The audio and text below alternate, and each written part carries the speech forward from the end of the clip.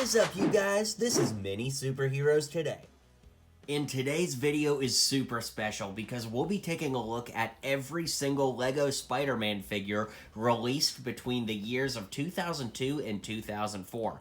Now that, of course, means that all of these figures came out for the original Tobey Maguire Spider-Man movie and Spider-Man 2. So that gives us Green Goblin, Doc Ock, and all of the supporting characters, as well as some alternate costumes for each of them and some really cool stuff along the way. So I'm really excited to show you guys this video. These are all my figures that I grew up with as a kid. A couple I've replaced, just got some better copies of them over the years. But anyways, I'm super excited to do this video. A lot of you guys have been asking for it. And without further ado, let's get into this awesome little history lesson. And if you're a big Spider-Man fan like me, be sure to check out my music video, The Girl Next Door. It was written about the old Tobey Maguire Spider-Man movies and filmed in all the places that they actually filmed the movies in real life. And yes, I actually did this scene. Check it out. So I'd really like to go in roughly chronological order with these figures. So these are the first three figures that aren't Spider-Man and the main characters, of course, that came in the studio set Spider-Man Action Studio. We got a director that looks exactly like Steven Spielberg. I don't know why it wasn't Sam Raimi. We've got an actor that's playing a cop and a stuntman with some money here. All of these figures appeared in other sets, but they are technically Spider-Man figures as well, so I figured I'd start off with them. From that same set, the Spider-Man Action Studio, we have Spider-Man and Peter Parker, both of which were super cool figures. Let's look at Peter Parker first. Of course, it's the Tobey Maguire Peter Parker. It's a very dated looking torso, but I do like the fact that he had a double-sided head. Double-sided heads were relatively rare back in 2002. Not like super rare, but compared to today where pretty much every figure has two sides to their head, it was definitely a little bit more uncommon. Gotta love the glasses look and the camera. Then, of course, we have the Spider-Man figure. Now, this figure appeared in several different sets based off of the first Spider-Man movie, and they changed the look for the second movie. The Action Studio version came with like a little red drape piece that you could put on the back that had a stud so you could like move them around on a stick, and the figure itself is really fantastic. I always loved the silver on this because it's kind of reflective as I move it in the light, and he had hip printing, which is quite cool as well. The three sets that this came in was the Spider-Man Action Studio, the Final Showdown, which was like the bridge battle, and the Origins, which was the origin story for Peter Parker and the Green Goblin, both becoming superheroes, or supervillains in the Green Goblin's case. Speaking of the Green Goblin, the first one we got came out in 2002 in a LEGO set literally called Green Goblin. Now, you can see that on his back here, he does have one of those drape pieces with a stud on the back that I was talking about. Remember I said Spider-Man had a red version of that. The idea was you could put a stick on there and kind of move the figure around to play with it or to make videos with it. Now, the cool thing about this is he has leg printing. In fact, he's the only figure in the LEGO Spider-Man line from 2002 through 2004 to actually get leg printing. And of course, the helmet mold is really unique as well. You can lift that up and see that Norman Osborn's face is underneath, and he does have printing on the back of the helmet as well.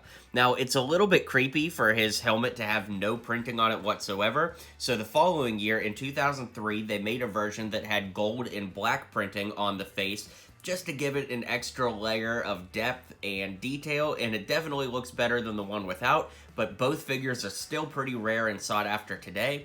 So this figure only came in the Green Goblin set from 2002, and this figure with the printing came in the Origins and the Final Showdown from 2003. Since we've been talking about the Origins set a good bit, I'll go ahead and show you these two. This is the Scientist and Norman Osborn from the Green Goblin transformation scene. The Scientist, I don't think he's exclusive to this set in that all of these pieces came in other sets, but maybe this combination of them was exclusive. So he's cool, but, not much to say there. But Norman Osborn is kind of the same, all of these pieces came elsewhere, but it is a cool figure nonetheless. I love the scared face on this side and the determined face on this side. It doesn't really look anything like Willem Dafoe, but it's still a really cool figure and definitely a cool figure for the time because I think it just really screams 2003 era LEGO to me. Here we have the first ever Mary Jane Watson figure, and her torso was exclusive to this set, but all of the other pieces came elsewhere. I love that she's got a smirk face on this side, but I never understood why she has a mole. Certainly Kirsten Dunst didn't have that in the movie, but I think it was Lego just reusing parts they already had. So I like that you could get the scared face, and I do like how accurate the torso is to the movie. I mean, it's pretty much straight out of the movie, even though she probably should have had a skirt here. One other thing to notice is so far pretty much all of the minifigures have had yellow skin. Keep that in mind because I will talk about that a little later in the video. Here we have Mary Jane from the set called The Origins, and this was like from the high school field trip. Definitely a cool figure, same face as before, kind of the frazzled hair that they were using on Hermione from before, and they actually put a little cleavage printing on the figure.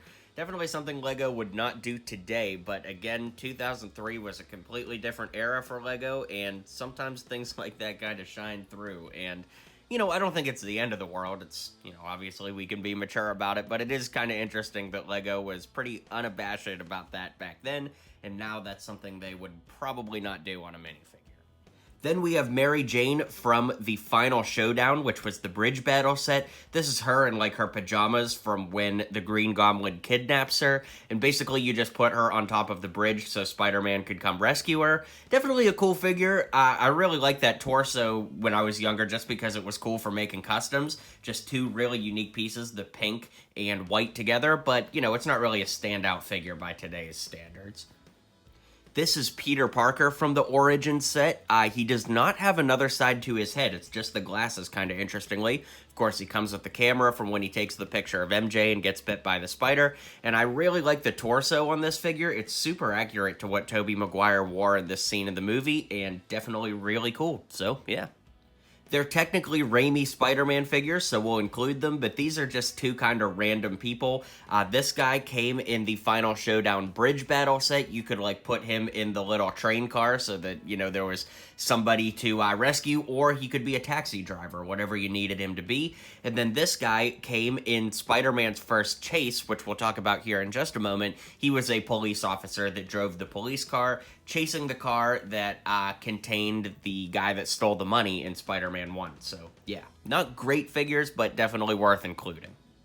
So speaking of the first chase set, this is the guy that stole the money from Spider-Man 1. It actually looks a lot like him. They did a pretty good job. I always like this torso. I'm pretty sure it's exclusive to this set. You know, all of these 2002, 2003 torsos are pretty dated by today's standards. They don't look super great, but they are nostalgic if nothing else. So definitely a cool figure. And our final figure from Spider-Man 1 is, of course, Spider-Man in his first appearance suit, at least the first appearance in the Raimi films. It's his wrestler outfit. This is a really cool figure, but the only exclusive piece is the torso here with the spider printed on it, because this head was used on a lot of the Ferrari racer minifigures from around the same era. Of course, got some blue legs on there, and the crazy thing about this figure is, like, as it sits, this is like a $90 to $100 minifigure on his own now. It's just because he's super rare, only really came in one set that wasn't on shelves very long, so it's definitely a cool figure. I'm glad to have mine after all these years, but man, has he gotten expensive. Then that brings us into Spider-Man 2. In these, I don't know if you would consider the minifigures. By Bricklink standards, they definitely count, so might as well talk about them. This is, of course, Peter Parker and Spider-Man from Spider-Man 2. These were 4+ sets back in 2004, so 4+ sets now give us actual minifigures. Back then, they gave us, well, whatever you want to call these. These were based off of a line called Jack Stone. They were kind of like larger figures aimed at younger kids to try and get them into Lego without having as many pieces that could fall off. You can see the arms are kind of bent here. You could turn the wrists, the legs posed. So they basically had all the same posability as a regular Lego minifigure, but you can't like take them apart or anything like that. That being said, I don't think they look terrible, but the fact that they're Lego figures with noses is a little bit different, and I do think it's cool that they have front and back printing too, so Lego definitely didn't spare any expense in making these, but they never really caught on, and the Jack Stone style of figure was only around for a very short window. There is also a Dr. Octopus in this style, and it's definitely a really cool figure. The other cool thing is, because these arms connect on a Technic pin, which you can see there, technically you could put these on a regular Lego minifigure if you wanted. And I really like, too, that the arms are designed in such a way that they can hold another figure of this style. So, you know, you could have Doc Ock terrorizing your Jack Stone minifigures, which is actually pretty cool. It's not a terrible figure by any stretch of the imagination. The one thing I'll point out in this section of the video, though, is that there was, like, one extra figure in this style, but unfortunately I don't have it. But I don't think anybody's gonna, like, you know, hate this video because that one figure isn't in here. It's just a historical note that I felt like I should mention. Moving right along into Spider-Man 2, we have these two street thugs from the Spider-Man Street Chase. This is a cool little $10 set, and it was cool to get 3 minifigs in such a cheap set. Anyways, the figures themselves are pretty cool. The big thing to point out is that they now have flesh tone instead of the yellow skin that we'd been getting for the first 2 years of LEGO Spider-Man. In 2003, LEGO did an NBA line of basketball players, and those introduced the flesh tone into LEGO sets, and they just kind of carried it over for every licensed theme from then on out. With that being said, I always thought it was weird that this goon had a web printing on his jacket. Like, I'm not a criminal, but I would think if I was, I probably would not wear clothing that would, like, you know, signify the person that's going to come web me to a lamppost. But this figure was cool because I love the classic space logo on there. But yeah, the other cool thing is this big blue backpack. You could put diamonds in the back. You could put tools back there. It's a piece that LEGO doesn't make anymore, but it was a cool piece at the time. LEGO gave us 2 security/police officers for Spider-Man 2. This security officer and the police officer came in the Doc Ock's bank robbery set. I guess the security guy was the bank security and the policeman showed up on the scene. I do like the helmet for this guy. They're cool. They definitely look like 2004 minifigures. Something interesting too is this security figure was basically repurposed but with a different color hat for the LEGO Batman line of sets just a few years later. So kind of interesting, but yeah, 2 nice figures to help add a little life to your LEGO city. Then our final 2 figures are the paramedic and the train conductor. The paramedic came from Doc Ock's Fusion Lab, and the train conductor came from Doc Ock's Train Heist. I think that was the name of it. I don't remember off the top of my head, but anyways, both cool figures, nothing really to write home about. Definitely nice, too, to point out that between this figure and the security guard, nice to see some people of color being represented in these sets. Definitely cool, and yeah, we'll keep moving on. Doc Ock's bank robbery gave us our first ever Aunt May minifigure. Definitely a nice figure. Not really much to say, but then again, Aunt May's a kind of simple lady, so yeah, it's a great figure though. From Doc Ock's hideout, we get this Mary Jane, a definitely nice representation. It's our only Mary Jane from Spider-Man 2 as well, meaning it's also our only Mary Jane with flesh tone printing. Definitely cool, great looking figure, and a good one for the era.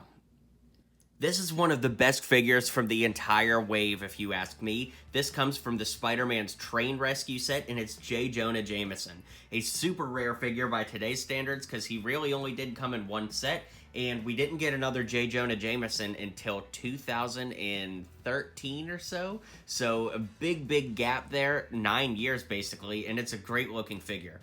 This 2x2 printed piece with the Daily Bugle, Doc Ock still at large, that piece can be worth a lot of money on its own too, but the whole figure as a whole is just fantastic. We got 2 Harry Osborn minifigures, and honestly, both of them look pretty terrible, but this one came from Doc Ock's hideout, which is weird because Harry wasn't even in that scene, and this one, I do like the gray suit, admittedly. That came from Doc Ock's Fusion Lab. The hair pieces are definitely very odd. They don't look anything like James Franco, and it's especially weird when you consider Norman Osborn had the exact same haircut. Definitely a little strange, but I guess they're fine minifigs, but definitely not my favorite from this wave at all.